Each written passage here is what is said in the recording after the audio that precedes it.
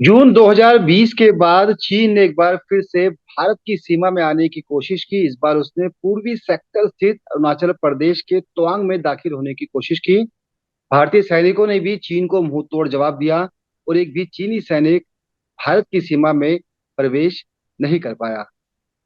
सरकार लगातार कह रही है कि चीन भारत का बाल भी बांका नहीं कर पाया। उसके बावजूद विपक्ष इस मुद्दे पर लगातार संसद के अंदर और बाहर विरोध प्रदर्शन कर रहा है और सरकार से इस मुद्दे पर चर्चा की मांग कर रहा है। बातचीत करेंगे हमारे साथ अश्विनी कुमार सिवाज जी हैं। आप रिटायर्ड मेजर जनरल हैं। सर, स्वागत है आपका पंजाब के इस मुंह में। जी। मेहरबानी। जी। सर, चीन की मंशा पर सवाल लगातार उठ रहे हैं। 2020 हो, 21 हो या फिर 2022 का आखिरी का समय हो, चीन अपनी हरकतों से बाज नहीं आ रहा। हाँ, बिल्कुल। देखो, सच्चाई यह है कि चीन के जो 14 देशों के साथ लैंड बाउंड्री है, जी। मगर उसने 14 में से 12 देशों के साथ जो लैंड बाउंड्री का समझौता कर दिया है। दो ही जी। देश हैं जो नहीं रह गए हैं, जिसके अंदर भारत और भूटान है। और ये जानबूझ के भारत के साथ वो समझौता नहीं करना चाहता, क्योंकि भारत को वो अंडर प्रेशर डालना चाहता है। उसको लगता है हम्म। कि भारत एक बहुत बड़ा कंपटीटर है चीन का साउथ एशिया में। तो ये एक सच्चाई है कि भारत का जो ये लद्दाख से लेकर अरुणाचल प्रदेश का जो इलाका है, इसको 3 सेक्टर में बांट सकते हैं। अरुणाचल प्रदेश और सिक्किम ईस्टर्न सेक्टर है, और उत्तराखंड और हिमाचल सेंट्रल सेक्टर है, और वेस्टर्न सेक्टर ईस्टर्न लद्दाख है। मतलब कि आज तक बातचीत इतनी भी नहीं बढ़ी कि हमने मैप भी एक्सचेंज नहीं किए आपस में। और हम्म। एक्सेप्ट द सेंट्रल सेक्टर जो कि उत्तराखंड और हिमाचल है, ईस्टर्न और वेस्टर्न सेक्टर के मैप भी एक्सचेंज नहीं किए हैं। और इसलिए जो चीन है कि कहीं ना कहीं इस समझौते करने के लिए तैयार नहीं है, और वो हमारे ऊपर इनडायरेक्टली प्रेशर डालना चाहता है। अब जो हरकत उसने की है, जो यांगसे में आया है, जो पहले जून के अंदर आया था, अप्रैल में जी। 2020 में, उसका मुद्दा था बेसिकली। उसको लग रहा था कि भारत अपना इंफ्रास्ट्रक्चर डेवलप कर रहा है, और भारत ने तो कुछ नहीं बोला जब चीन ने इंफ्रास्ट्रक्चर अपना डेवलप किया पूरे लद्दाख से अरुणाचल, जो अब भी कर रहा हो।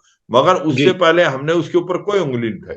जब भारत ने दरबुक शोक दौलत बेग ओल्ड रोड बढ़ाई, जो कि एक डीबीओ सब सेक्टर में जाती है, उस समय उसने उंगली उठानी स्टार्ट की, और वो 3 डिवीजन लेके अप्रैल मई में आ गया था 2020 में। और अभी तक भी डिसंगेजमेंट हुई है पार्शली, मगर अभी भी देपसांग और देमचौक में डिसंगेजमेंट नहीं हुई है। और इसके अलावा डी इंडक्शन और डी एस्केलेशन नहीं हुआ।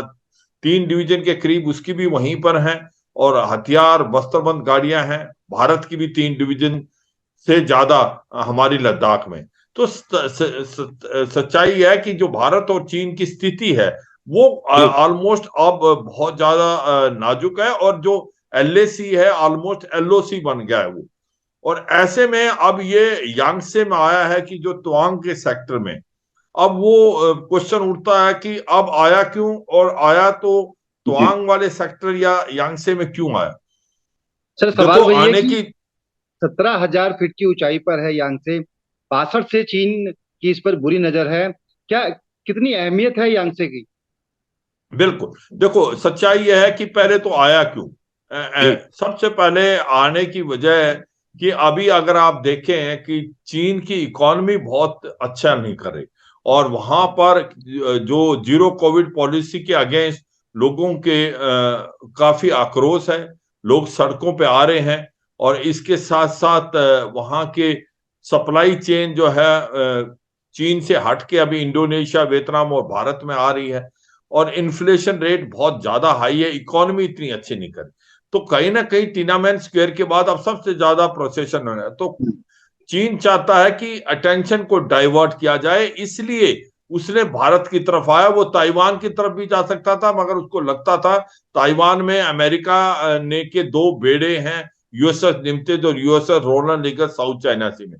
तो वो आया भारत के अंदर अपनी अटेंशन डाइवर्ट करने के लिए पब्लिक की। इसके साथ साथ उसको ये भी लगता था कि जिस प्रकार से भारत और अमेरिका के जो स्ट्रेटेजिक पार्टनरशिप हो रही है, हमको G20 की प्रेसिडेंसी मिल रही है, एससीओ के भी हम प्रेसिडेंट है, तो वो कहीं ना कहीं हमारे को एक प्रकार से एम्बेरस करना चाहता था, दुनिया को दिखाना चाहता था। अगर वो यांगसे की पोस्ट ले लेता है तो वो भारत के लिए बहुत बड़ा धक्का होता। अब आगे बात की उसने तवांग और का इलाका ही क्यों सिलेक्ट किया, तवांग का हम्म। सेक्टर जिसके अंदर यांगसे है, क्योंकि तवांग जो है एक रिलीजियस पॉलिटिकल बहुत ही इंपॉर्टेंट एरिया है, जहां पर सिर्फ दलाई लामा का जन्म भी हुआ था और बुद्धिस्ट के लिए बहुत इंपॉर्टेंट है। और दूसरा है, अगर वो तवांग के इलाके को ले लेता है तो फिर उसको रोल करना असम की तरफ बड़ा आसान हो जाता है, और इसी प्रकार से ईस्ट वेस्ट में जाने के लिए भूटान में।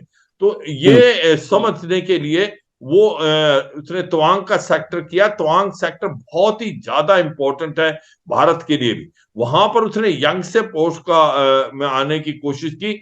यंगसे पोस्ट में अपने व्यूअर्स को बताना चाहूंगा, ये 17,000 फीट की हाइट है, और ये जी बिल्कुल। 1986 से भारत के पास है। भारत ने हम्म। 1986 के करीब इसको पकड़ा था। चीन उसको 7 से 8 बार कोशिश कर चुका है लेने की, मगर हर बार मुंह की खानी पड़ी है। पिछले साल भी उसने कोशिश की थी, काफी सैनिक लेके आया था।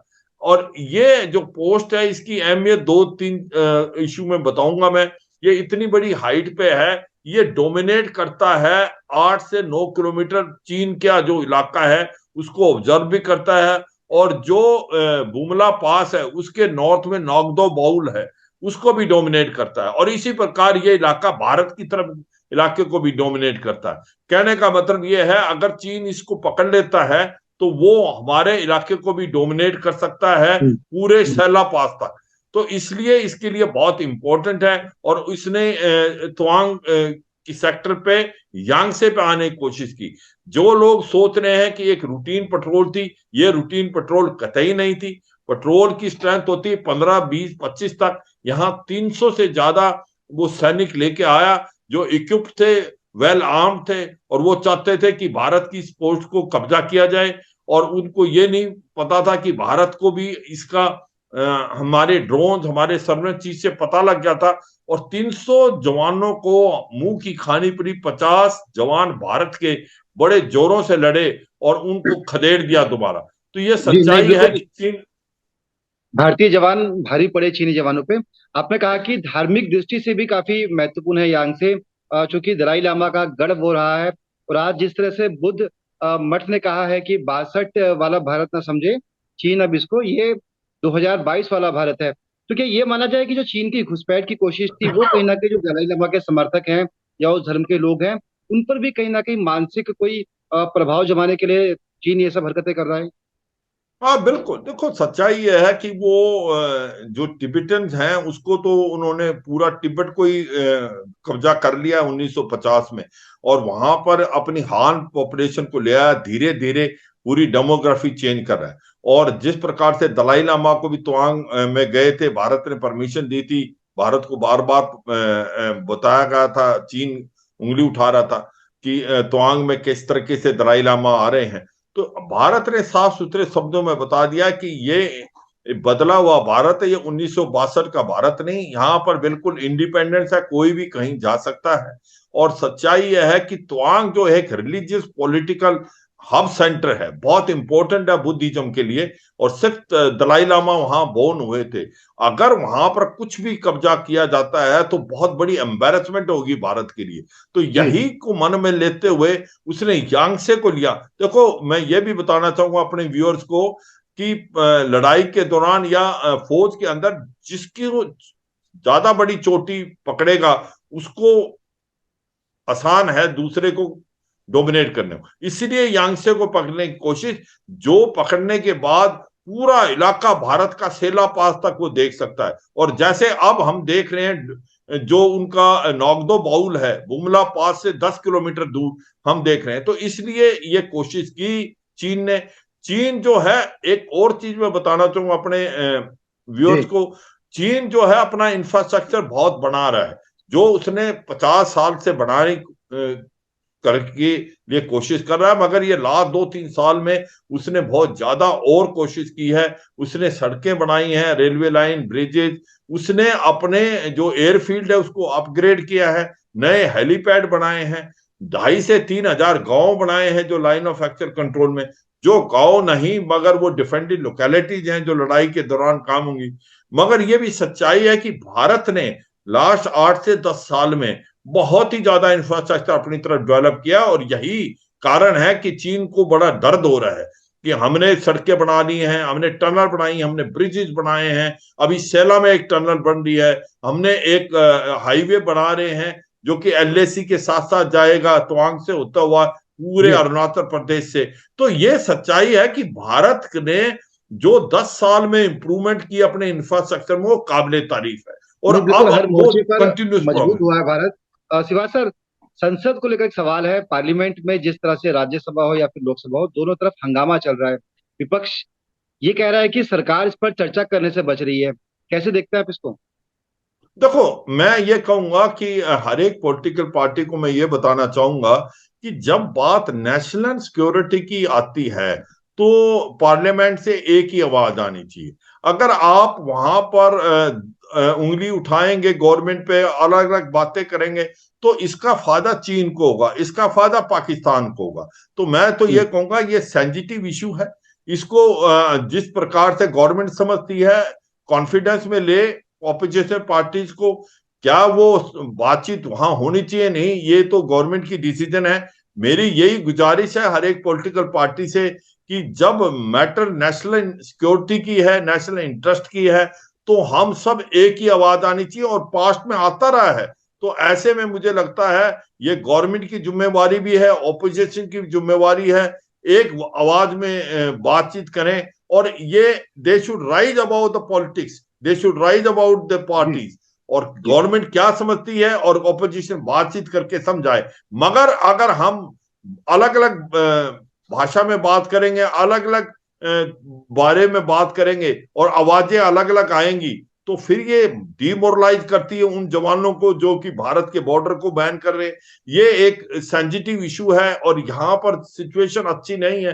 तो ऐसे में ये सोचना चाहिए कि पार्लियामेंट में भी कि किस तरीके की बातचीत, ये बातचीत करके जी। समझाएं, मगर एक आवाज आनी चाहिए। मेरा यही गुजारिश है सभी पॉलिटिकल पार्टी से, क्योंकि देश की सुरक्षा सबसे बड़ी है, भारत देश सबसे बड़ा है, हम सब चलिए सर, पीछे बहुत हैं। बहुत शिवा सर, बहुत बहुत शुक्रिया समझाने के लिए। यांगसे जो 17,000 फुट की ऊंचाई पर है, उस पर टेंशन की है, और इस टेंशन के पीछे आखिर चीन की असली मंशा क्या है? बहुत बहुत धन्यवाद सर, बातचीत रही, अपने पंजाब के इस समूह को समय दिया। बहुत बहुत शुक्रिया सर आपका। मेहरबानी, जय हिंद। जय हिंद सर।